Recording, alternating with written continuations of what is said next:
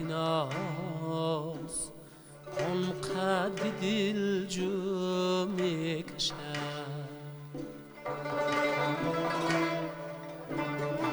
در چمن تا رخت ناز آن قد دل جو می کشد سر خود را از خجالت بر لبی جو می کشد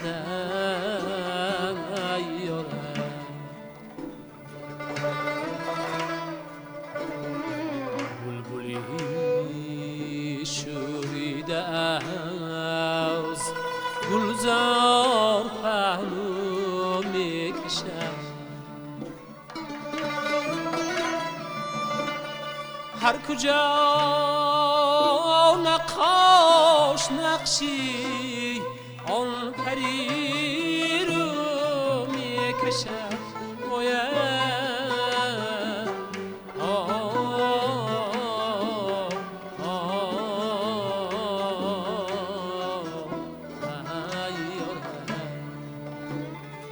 گر به زلفی عنبرش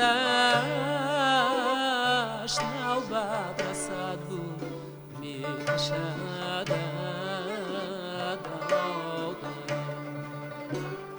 گر به زلفی عنبرش نوبت رسد رو می کشد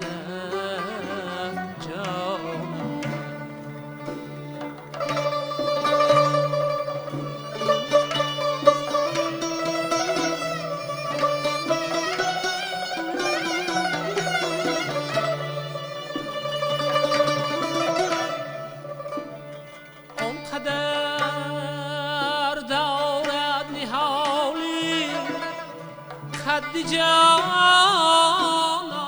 نازکی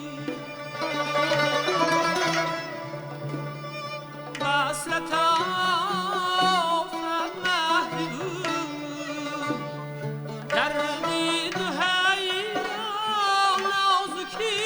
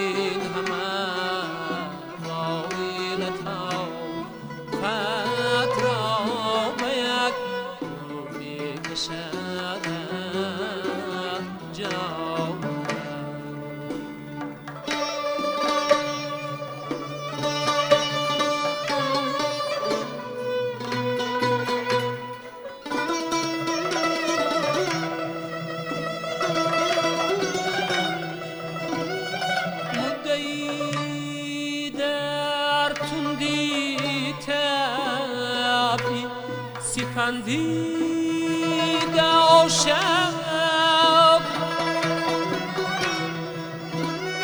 شد یقینش حاصل آخر زین مخم است یک بیان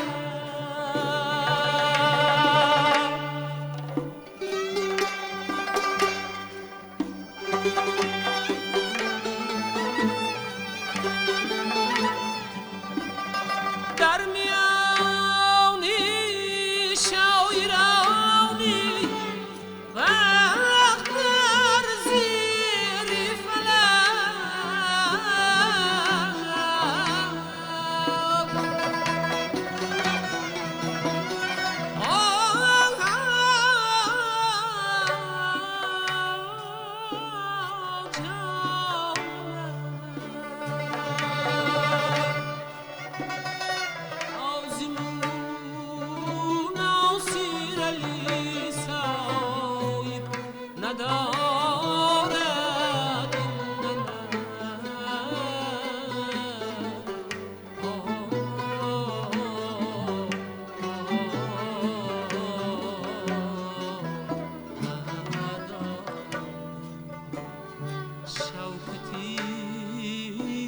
نازک سخن مو از دلی مو می کشد جان شوکتی نازک سخن مو از دلی مو می کشد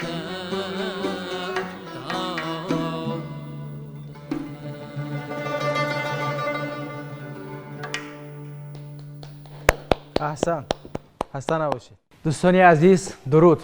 برنامه فضا است و آمدیم که باز هم در فضای خاندان شما دگرگونی به میان بیاریم و در مهمانی برنامه امروزه ما هستم یک نفر چهره شناخته، یک نفری که خیلی صدای جذاب، خیلی صدای گیرا دارد، خورشید ابراهیموف، آموزگار کنسرواتوار ملی تاجیکستان که با جمع شاگردانشان به برنامه فضا آمدند تا یک برنامه خوب رو برآوریم و همچنین یک نفر اشتراکچی آزمون جمهوری فروغ صبح دانایی کتاب است، گلزاده شیرعلی‌یوه در برنامه ما حضور دارند و یک برنامه ادبی، یک برنامه فرهنگی جالب امروز پیشنهاد شما خواهیم کرد. سرحال خوش آمدید به برنامه میگیم شما رو. تشکر. یک آهنگی خیلی جذاب. این هم بود آهنگی حاجی عبدالعزیز رسولوف به باغچه. بله. و در عالم 6 مقام، در ژانر مقام آهنگای خیلی جذاب نیز باقی ماندند که مثلا امروز نسل نو این آهنگ‌ها را بازخوانی میکنند. بله. عشاق سمرقند، زلفی پریشان، بازرگانی و بله. چندین آهنگای دیگری هستند که امروز در همون خزینه طلایی 6 مقام تاجیک وارد شدند. خب بیاید یک کمی از فعالیت و کارهای ماندگاری ایشان حرف میزنیم. تشکر.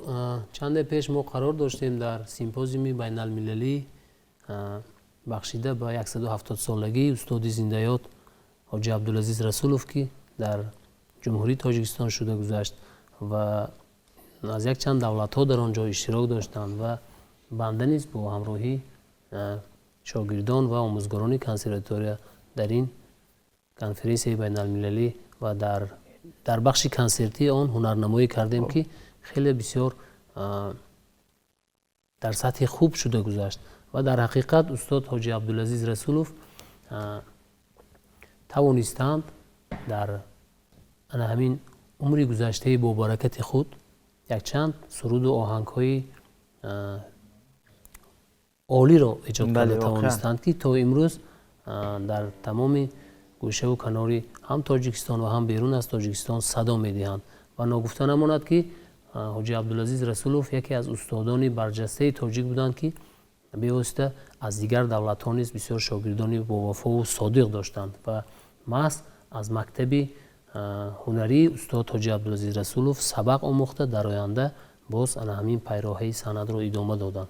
و ببینید که مثلا یک چند آهنگ‌های خیلی معروفه که ما در آغاز برنامه نامبر کرده، مثلا زلفی پریشان، عشاق سمرقند، تا این وقت من فکر میکردم که همین آهنگ‌های خلقی است، یعنی اونقدر محبوبیت دارن، اونقدر مثلا امروز بازخوانی میشوند، اونقدر شناخته هستن این آهنگ‌ها که دیگر فکر میکنی مثلا مؤلف این آهنگ‌ها فراموش میشود بعضی وقت. بله. یعنی واقعا هم خیلی آهنگ‌های جذاب و مهمتر از همه که بدیل‌ها راه یافته امروز. باز چه آهنگ‌هایی هستند که امروز مردم نمیدونن درباره این آهنگ‌ها؟ درست قید کردید. حالا ما اون سرودی که اجرا کردیم به بوکچه در حقیقت آفریده استاد زنده‌یاد حاجی عبدالعزیز رسولوف است و این در کتاب 6 مقام جای داده شده است و ببینید که استاد در حقیقت استادانه ماهرانه چون از ضرب و نواهای 6 مقام با خبر بودند، خودشان به واسطه با دوتار نواخت سرود می‌سراییدند، از همون پرده های 6 مقام آگاه بودند و توانستند در پرده های گوناگون 6 مقام سرودها آفریدند. مثلا اگر گیریم به بوکچه را در مقام نوا ایجاد شده است و من حالا اون طرزی که اینجا اجرا کردیم با نمودی نوا اگر شما اهمیت داده باشید در بسیار جاها میخوانند به استفاده نمودی نوا. این هم خوب است، لیکن مادامی که این در پرده مقامی نوا ایجاد شده است ما خواستیم که همین نمودی نوا رو اینجا جا کنیم و بسیار خوب هم گفته است و اون غزل هایی که دیگر مثلا استادان و دیگر هنرمندان استفاده نکردن ما اون غزل ها رو استفاده کردیم در اینجا و فکر میکنم البته این رو شنونده بها میدهد باز و با مرور زمان البته باز کارکرد میشود و فکر میکنم یک برای پیشروی هم جوانان و هم هنرمندان اصیل که پیوسته در جستجو هستند میخواهند یک نوگانی کنند یک پیراهی خوبی باز خواهد کرد. و واقعا مثلا همین ژانر مقام یکی از ژانرهایی است که برای به یک عرصه معین رسیدن، برای تا آنمون سطح عالی رسیدن آن نفران زیاد زحمت کشیدن، اونقدر آهنگای ماندگار مثلا آفریدن، اونقدر مثلا رویه‌های تازه را در همین ساحه به بار آوردن، پیشنهاد کردن که یک نفر جوانی که مثلا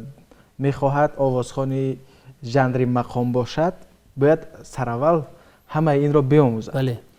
نمیشود که مثلا هم تو رفت و آوازخوانی ژانر مقام شد، یعنی آموزش بیشتر میخواهد این ژانر. وقتی که این رویه ها این همه سبک‌ها را آموختی شاید بعد از این تو حق داشته باشی بگویی که من آوازخوان ژانر مقام هستم و میتوانم در این ساحه یگان نوگانی به بار آورم. بله. خب بیاد از این حرف میزنیم که امروز مثلا دانشجویان و نفرانی که شما مثلا به آنها تعلیم میدهید چگونه در همین رویه ها وارد میشوند؟ تشکر. من از تا اونجایی که میدونم من از اون کتاب های استادانی که نوشته‌اند درباره صنعت و موسیقی و مخصوصا درباره 6 مقام تا اونجای آگاهی دارم در گذشته یک چند مدت شاگردان در دست استاد تحصیل میکردند و اون تا آن دمی که استاد از اون شاگرد دلپوری باوری پیدا نمیکرد اون روی صحنه برآورده نمیشد. بله.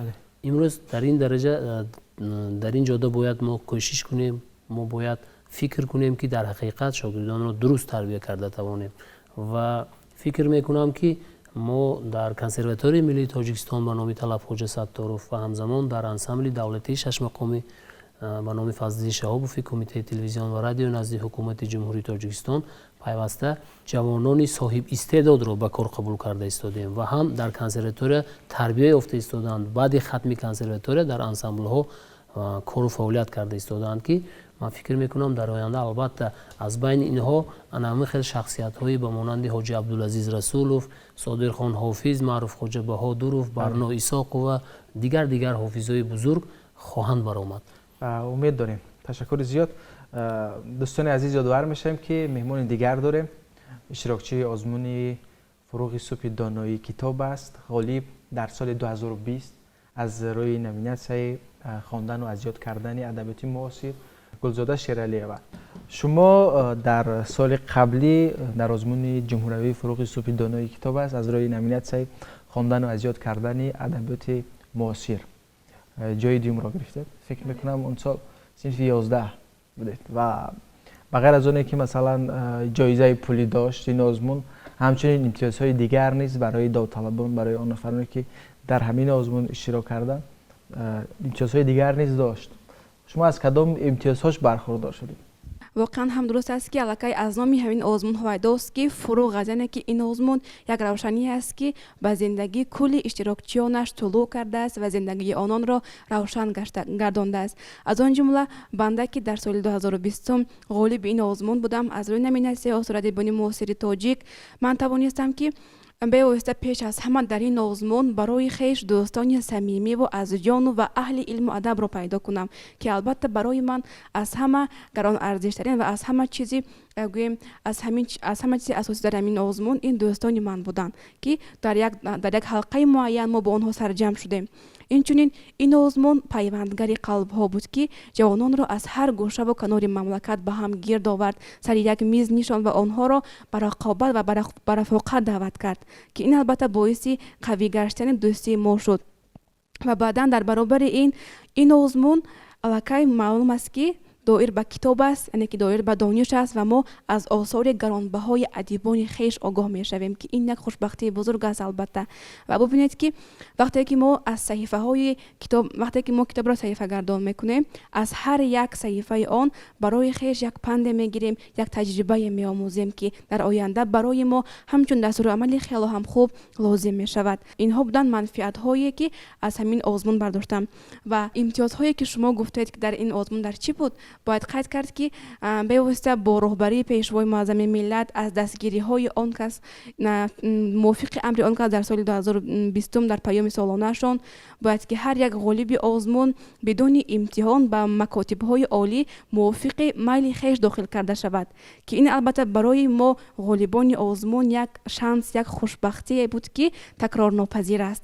و من بنده خود توانستم که طبق این امری که پیشوای معظم با یک امر گیم جوان پرورانه‌شان اعلان نمودند، توانستم که بدون امتحان با طریق رایگان با اکادمی اداره کنی دولتی نزد پرزیدنت جمهوری تاجیکستان که خود این اکادمی را سالها در دلم میپروریدم و میخواستم به واسطه دانشجوی این اکادمی باشم، به اینجا داخل شدم و عین حال در کورس یک تحصیل میکنم در فاکولته دیپلماتیا و سیاست.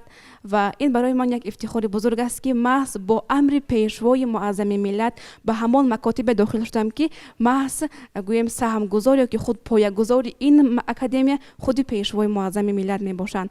و البته این است همان روشنی، همان نور، همان فیضی که آزمون فروغ صبح دانای کتاب است به ما بخشیده است. خب تشکر، سپاس. با شما باز صحبت خواهیم کرد و دوستان عزیز برنامه را ادامه میدهیم. باز هم نوبت ساز و نوا است و خب چه دستاویز باز پیشنهادی بیننده ما می شود؟ حالا ما در اجرای قادیروف الهمجان یک سرود میشنویم با متن شیخ سعدی بزرگوار با آهنگ استاد زنده‌یاد نیری امینوف.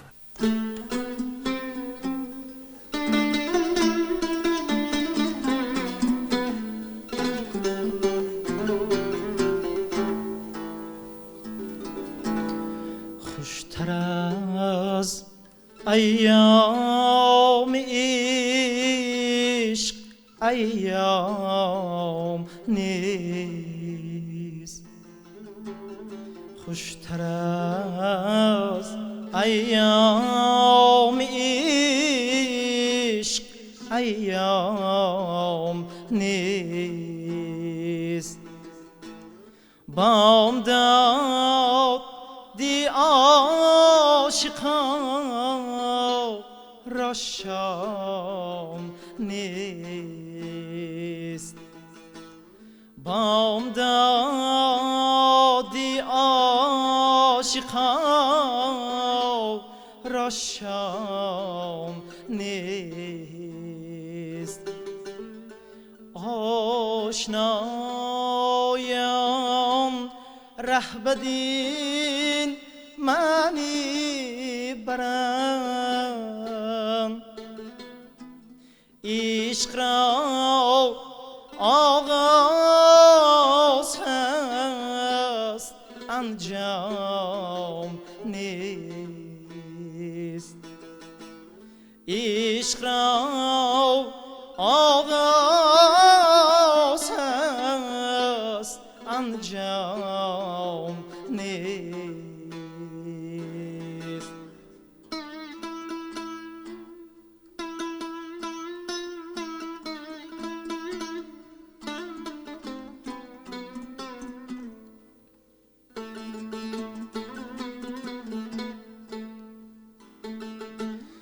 کامی هر جوینده را خریست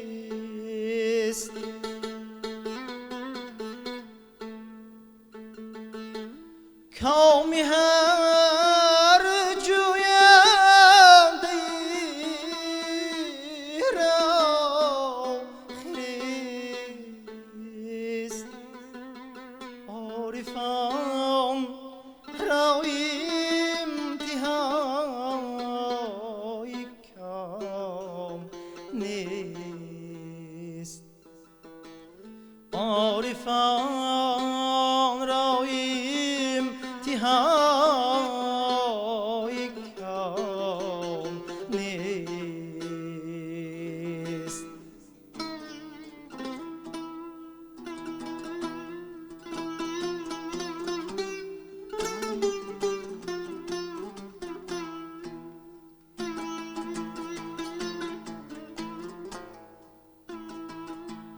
تا نسوزد بر ناید بوی اوت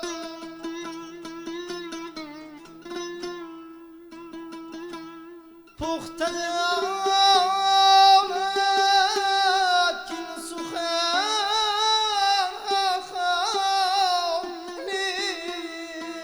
خامیست هر کسی را نامیم شوقی که هست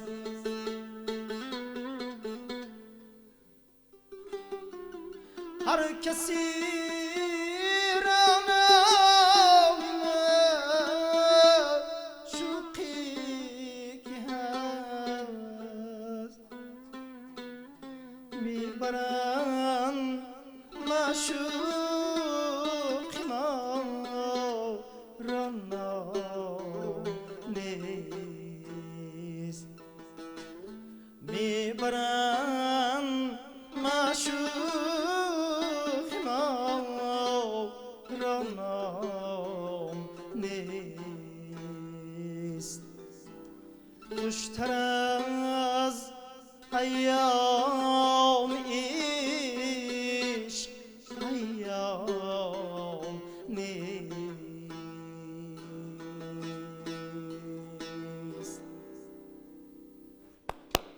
واقعا خوشتر از ایام عشق ایام ایام نیست. نیست. غزل سعدی، آهنگ نیریا امینو. بله خیلی یک آهنگ جذاب، خیلی یک ترانه جذاب شنیدنی. خسته نباشه، واقعا هم صداتان جذاب است و از شما امیدهای زیاد داریم. در موردی علمی شش مقام، مثلا یک نفری که نازکی های صنعتی شش مقام رو میداند، من فکر میکنم این کافی نیست برای وی. دانستن دیگر علم ها نیز ضرور است، از قبیل علمی عروض، دانستن ادبیات. باید مورد این حرف زنیم. مثلا چگونه توصیه میدهید، از کدام راه ها باید آنها از کجا شروع کنند که بغیر از مثلا دانستن نازکی های موسیقی باید به علم های دیگر نیز داده شوند؟ شعر و موسیقی بسیار با هم پیوند است، زیرا که اون نفری که مثلا از ادبیات با خبر نیست، از وزن عروض با خبر نیست، اون سرودی که اجرا میکند و انمون قاعده های عروض که رعایت نمیکند، البته اونجا نقصان پیدا میکنه. یعنی که به طوری باید و شاید به شنونده رفته نمیرسد. البته با برابری گفتن این سخنها منظوری من آن نیست که من همه چی رو فرا گرفته میتوانم یا اینکه من از عهده همه این کارها میبرایم. نه، این نیست. فقط همین را قید کردنی هستم که وقتی هنگامی تحصیل ما در اکادمی و در دانشگاه از استادان بزرگ ادبیات معاصر تاجیک درس گرفتیم، به مانند استاد زندیات عبدالقادر معنیازوف، شریف مراد اسرافیل نیا، به مانند بایمراد شریف زاده، بدرالدین مقصودوف، اروت الله طاهروف که به واسطه از وزن عروض اونها به ما سبق آموزانی. استادان بزرگ علم ادبیات هستند، ادبیات شناسی هستند. чун дар бобати ана ҳамон вазнҳои шеърие ки дар шеъру ғазалҳои шоирони ҳам классик ва ҳам муосир истифода шудааст ва бештари онҳо масалан дар мусиқии суннатии ниёгон махсусан дар шашмақом истифода карда мешавад. Бояд ба ана ҳамон қоидаҳо риоя кунем, зеро ки зеру бам ки гуфтем онҷо масалан ҳиҷои кӯтah аст, дароз аст. Масалан агар гӯем дар чаман то рахти нозон қадди дилҷӯ мекашад, фоилотун фоилотун фоилотун фоилун, рамали мусаммани маҳзуф ё ин ки мақсур, ана ҳамон ҳиҷоҳои кӯтah дароз ҳангоми суруд албатта мо то қадри имкон кӯшиш мекунем ки ана ҳамин қоидаҳо риоя карда шавад ва ҳар як калима ноканда ба таври будааш бояд дар вақти суруд пурра иҷро карда шавад ки то худ шунаванда чӣ гуфтани ҳунармандро ҳис кунад. Баралло бояд шунавад ки масалан сурудро ҳофиз бурро хонда истодааст, яъне ки мазмунашро сарфам равад. воқеан.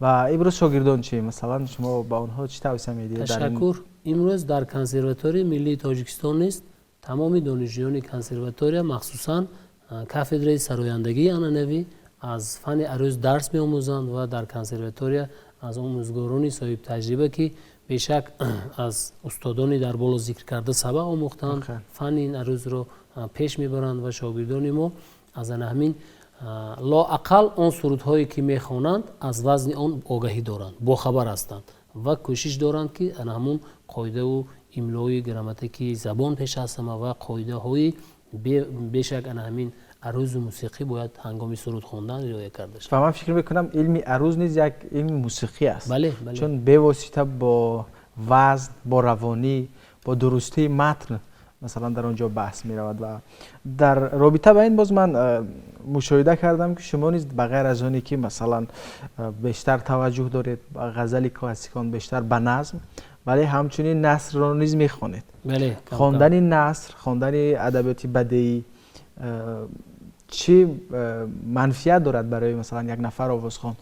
То чӣ андоза метавонад барои рушди минбаъдаи ӯ саҳмгузор бошад? хоб масалан як китоби бадеиро мутолиа кардем, аллакай гӯё ки дар ана ҳамон дохили ана ҳамон мавзӯъ ё ин ки қисса ё ин ки роман аллакай худро шумо тасаввур мекунед, ба дунёи ана ҳамон ворид мешавед, барои худ як чизе ки ҳам бошад кашф карда метавонед. Чун ман рӯзҳои наздик масалан китоби ғафлатзадагони устод Баҳром Фирӯзро ба анҷом расонидам ва аллакай шурӯъ кардем ба китоби дигар шаби пеш аз тӯи арӯсӣ агар хато накунам хонда истодем, ё ин ки китобҳои устод Садриддин Айнӣ, Сотим Улузода, Ҷалол Икромӣ ва чун мо дар ҷашни 30-солагии истиқлолияти давлати ҷумҳурии Тоҷикистон қарор дорем, дар ин рӯзҳои таърихӣ масалан аз ҷониби пешвои миллат ба ҳар як хонадон китоби тоҷикон тақдим карда шуд ва аз ин китоб низ мо аллакай мутолиа карда истодем ва фикр мекунам ки бевосита дар баробари худи мо бояд фарзандони мо, шогирдони мо аз ин китоб ҳатман бояд хонанд, аз таърихи худ, аз гузаштаи худ бохабар бошанд. Медонед китоб хондан боз як пайроҳаи дигареро барои ҳар як кас боз мекунад, назари инсонро ба зиндагӣ дигархел мекунад, мафкураи эҷодии касро рушд медиҳад, ҷаҳонбиниашро васеъ мекунад. Ин албатта барои мо санъаткорон низ шахсан барои ман хеле муҳим аст. Ман аз ин пайваста илҳом мегирам, ҳаловат мебарам, барои худ ғизои маънавӣ мегирам. Ташаккури зиёд. Мо дар назди худ як нафар ғолиби озмуни фуруғи субҳ доноиро дорем ки инам бо хондани китоб маст то ба ҳамин масалан давра расида, масалан дар озмун ки он қадар довталабон зиёд ҳастанд, дар миёни онҳо масалан омадану то даври ҷумҳуриявӣ ва ғолибият ба даст овардан ман фикр мекунам кори сода нест, яъне талоши шабонарӯзиро талаб мекунад. Шумо биёед аз заҳматҳо, аз оне ки дар ин озмун масалан болои худ кор кардед, китобҳое ки мутолиа кардед, аз он яке кам нақл кунед. Албатта дар соли аввал ин озмун як озмуне буд ки ҳанӯз он қадар комил набуд, албатта дар он табақабандӣ набуд, дар он қадар низомномаи муайян набуд ва ман ки худ дар соли аввал ин озмун иштирок мекардам, аз соли аввал комёб нашудам ва баъдан аз ҳамон таҷрибаҳое ки дар соли аввал ба худ гирифта будам, минбаъд дар соли дуюм ки аллакай озмун мукаммалтар гардид, аллакай озмун гӯем як доираи муайяни хешро пайдо намуд, тавонистам ки با زحمت‌های شبانه روزی البته از همان نظم، از همان نثرهایی که در نظامنامه آزمون پیش بینی کرده بودند از همانها مطالعه کنم و البته که چون آثار من از آثار معاصر تاجیکان بود، من البته آغاز کردم از خواندن آثار ادیبان سردفتر ادبیات معاصر تاجیک استاد صدرالدین عینی و باید قید کرد که من همه رمان، پویز، آشارکار آن کس را مطالعه کردم و اینچنین باز از آثارهای بهرام فیروز چون که از آن کس یادآوری گردید، از جلال اکرامی، از عموما از همه ادیبانی که در نظامنامه پیش بینی شده بودند هم نظم و هم نثر را از بر نمودم. واقعا و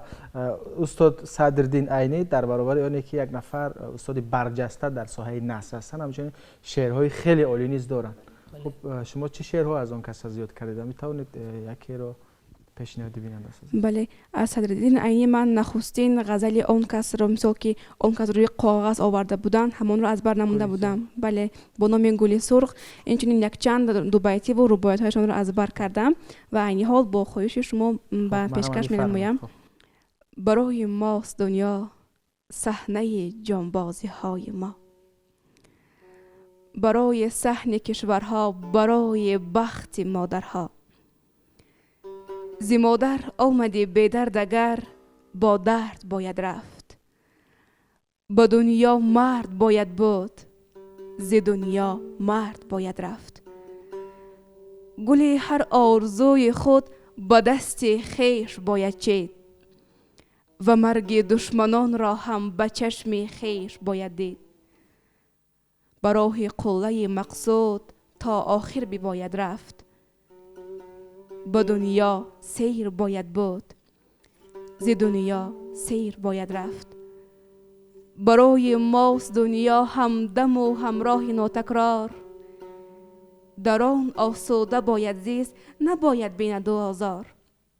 برای بخت خود تا حلقه های دار باید رفت و ناتکرار باید بود و ناتکرار باید رفت و ناتکرار باید بود و ناتکرار باید رفت. حسن باشید. آفرین.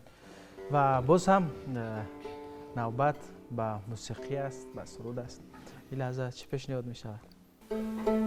یک سرود از جانب دانشجوی کرسی چهارم کافدره سرایندگی عنعنوی کنسرواتوری ملی تاجیکستان محمود و مهینه بانو با نام آزارت کند و من فکر میکنم که اینجا بسیار نوازنده های ما پیش از همه با استاد خود، با راهبر خود عارفوف صالح جان که آموزگاری کلان کافدره مطربان هستند اینجا حضور دارند و با ما همراه هستند. یک جای این سرود را اجرا میکنیم.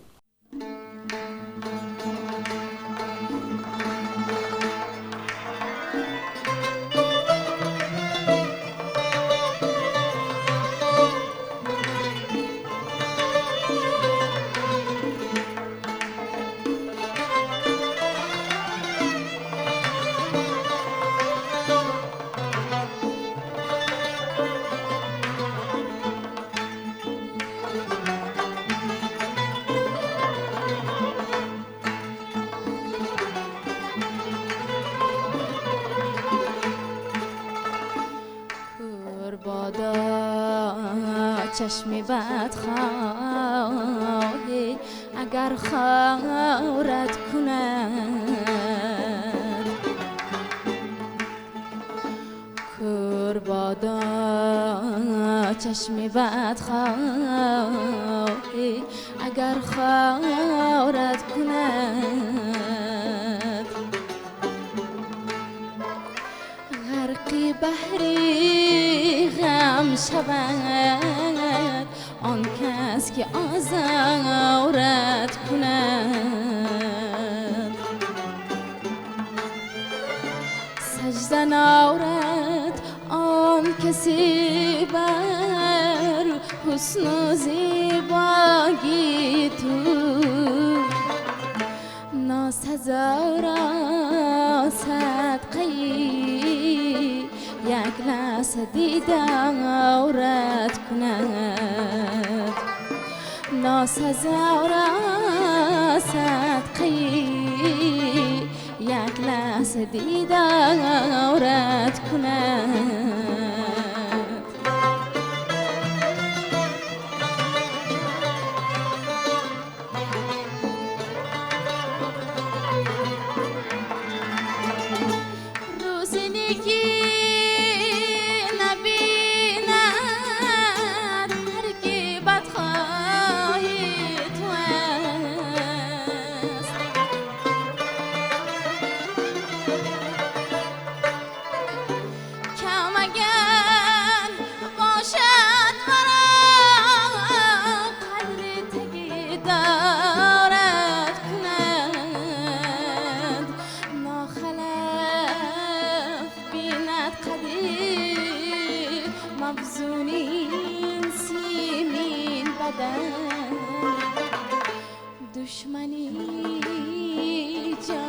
که باشد عاشقی زارت کند دشمنی جانت که باشد عاشقی زارت کند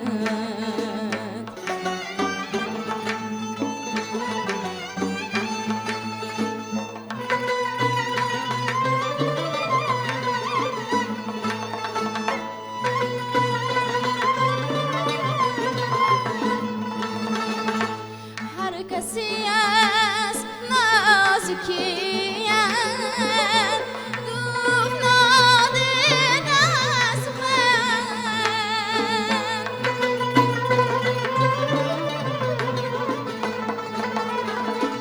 شب و خوابش لذتی است حرف و گفتارت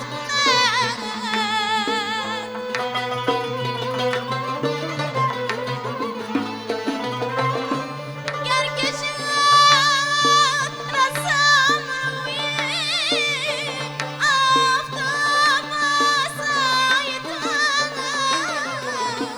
زار افتد آسیری کفش بغارت کند چون نمی‌یابد نهانی سحر حسن خال تو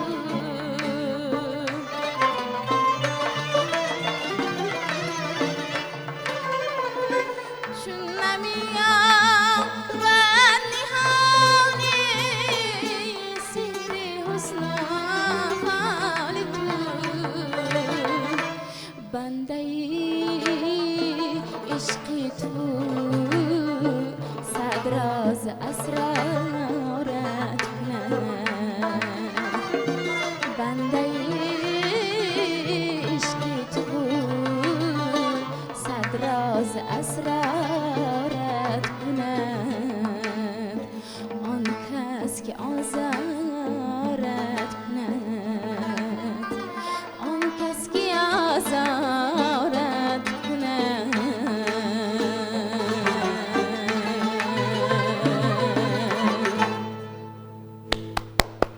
تشکر زیاد. خسته نباشید مهینه خان، صداتون خسته نباشد و واقعا از ترانه‌ای که شما خواندید ما لذت بردیم.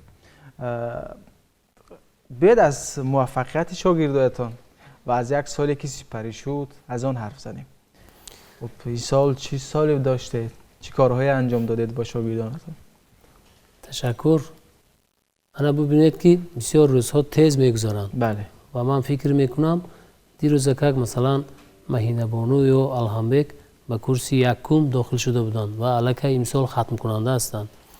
در برابر آنکه مهینه شهروند جمهوری ازبکستان هستند، در مدت 4 سال زبان تاجیکی را بسیار خوب از خود کردند و امروزها آزادانه هم به زبان تاجیکی و هم به زبان ازبکی هم سخن میکنند و هم سرود میخوانند و پیوسته در چاره‌بینی‌های داخلی کنسرواتوری ملی تاجیکستان و بیرون از کنسرواتوری در چاره‌بینی‌های جشنی نیست شاگردان پیوسته هنرنمایی میکنند که البته این برای ما افتخار است، خرسندی است، خوشنودی است، زیرا که این میدونید محصول کاری هر یک آموزگار رو نشان میدهد. مادامی که شاگرد در یگان چاره‌بینی برآمد میکند، در یگان فستیوال سیمپوزیوم بین المللی برآمد میکند، این پیش از همه افتخاری ان همون دانشکده‌ای که تحصیل میکند، به واسطه افتخاری کنسرواتوری ملی، به واسطه افتخاری پدر و مادر اینها هستند که در حقیقت ما توانستیم در این مدت کوتاه چنین شاگردان را، البته در این جاده خود شاگرد هستیم، بسیار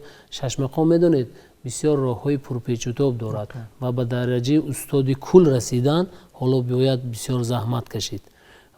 من هیچگاه فراموش نمی کنم سخنهای استاد زنده‌یاد بای محمد نیاز افراکی وقتی که دانشگاه رو ختم کردیم گفتیم که انکو ما امروز دیپلم رو میگیریم، بسیار خرسند از آن بودیم، ما رو تبریک کردن، مبارکباد گفتن و در برابر این باز تاکید کردند که حالا وظیفه اساسی در پیش ایستاده است و ما همه شاگردان حیران شدیم. مادامی که 5 سال تحصیل کردیم، دیپلم رو به دست گرفتیم، الکی باید کار و فعالیت کنیم، باز چی وظیفه مونده است که ما آن رو نکردیم؟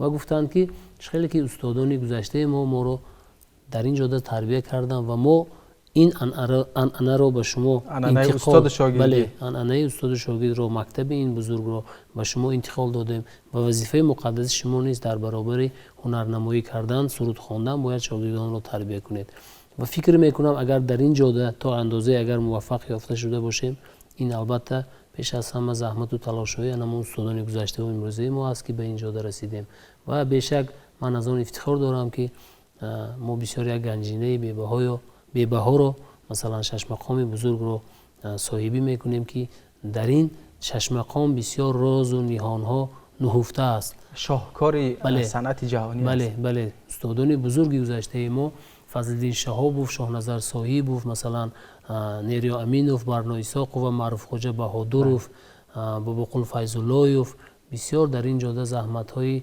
زیاد کشیدند و شش مقام رو به طوری باید و شاید به ما آورده رسانیدند و امروز وظیفه هر یک هنرمند حرفه‌ای، هر یک هنرمندی که خود را ادامه دهنده ان همین موسیقی سنتی نیاگان می شمارد، باید شش مقام را از نو زنده کند، از نو باید احیا کند، با طلبات زمانه البته نیا کرده، استفاده از شعر و غزل‌های شاعرانه هم کلاسیک و هم معاصر. حالا در بالا ما بسیار یک چیزی از همه مهم رو نگفته گذاشتیم، من شخصا قید نکردم، اون بود که مثلا در وزن‌های گوناگون شعری شاعران گذشته و امروزه شعر ایجاد کردند، مثلا در دایره‌های شکسته. اون اکثریت من باوری دارم که از اون غزل‌ها آهنگ تا حالا اجرا نشده است. البته حافظان و هنرمندان و پیروان کوشش دارن مثلا اساساً سرود و آهنگ‌ها در همین دایره‌های فرعی، در دایره‌های اصلی مثلا در وزن حزج و مثلا رجز و مثلا کامل و این چیزا گفته شده است. در دایره‌های فرعی مثلا مشتز و مزاری و مثلا اخرب و این چیزا بسیار سرود و آهنگ‌ها حالا کم است. حالا بسیار میتوان در این جاده نیست زحمت کشید و یک سرود و آهنگ‌های نو رو روی کار باید آورد که در این جاده نیز ما پیوسته تلاش داریم و شخصا خودی من پیوسته همین کتاب و اشعار شاعران گذشته و امروزه رو ورق‌گردان میکنم و کوشش میکنم که یک چیزی خوبه برای پیش از همه خودم برای شنونده پیدا کرده توانم. خب تشکر از حضورتان. سلامت باشید. شدیم که امروز آمدید و یک چند لحظه زندگی خود رو برای ما تقدیم کردید، برای بیننده تقدیم کردید و با شاگردان خود با ترانه‌های جذاب ژانر مقام پیشنهاد کردید که امروز ما از این ترانه‌ها لذت بردیم و خب اینجا آهسته آهسته به انتهای برنامه نیز در رسیدیم.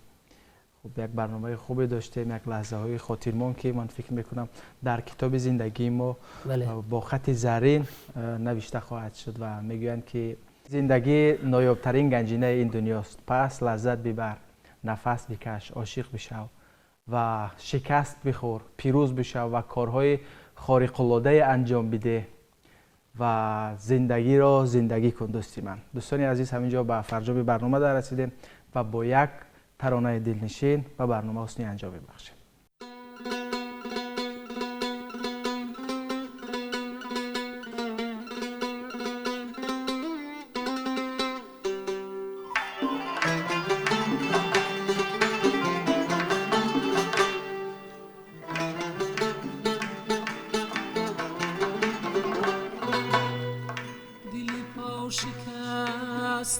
حقی طلب یارم برای چگونه ادا کند، دلی پا شکست حقی طلب یارم برای چگونه ادا کند، که چو موج گوهرش زده وای جان ندویدن آبی لپا کند، نفسی رمیده گر از خودم نشود کفیلی برآمدم، چو سحر دماغی طرب هوس وای جان بچی بام کسبی هوا کند، آه یاره دل بری من جانی من بچی بام کسبی هوا کند.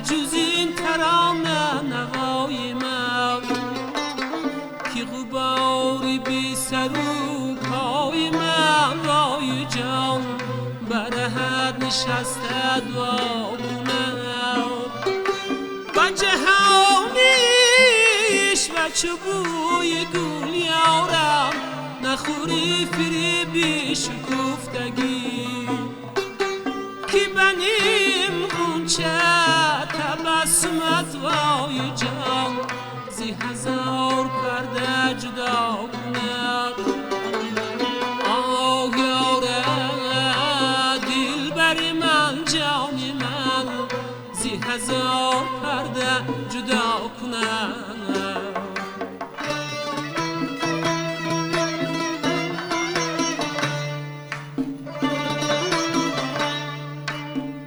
دیده ها زی ایان اثر نه بگوش ها زی بیان خبر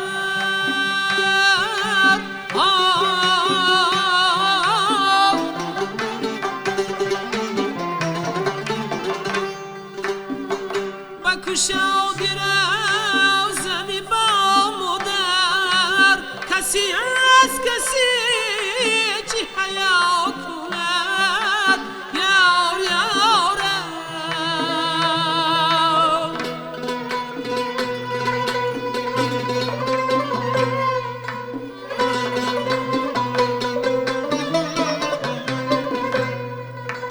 و هزار دیچ و خمی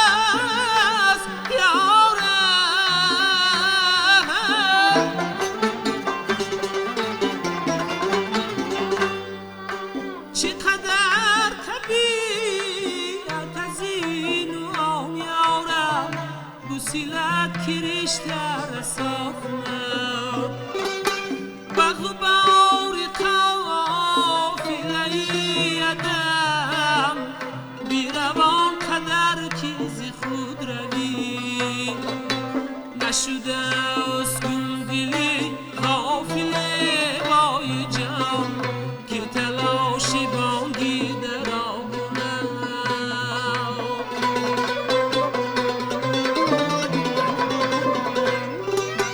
رنگی خوابی راحتی آجزم مکوشا و نشتری امتحان که به پهلویت ستم است اگر وای جان نمیموری میشه کف دستی سوده به یک دیگر یارم چمنی تراوتی بیدلی که زی صد بهاری گل اکتفا وای جان و همین دو برگی ناکند آه یاره دل بری من جان من و همین دو برگی اینا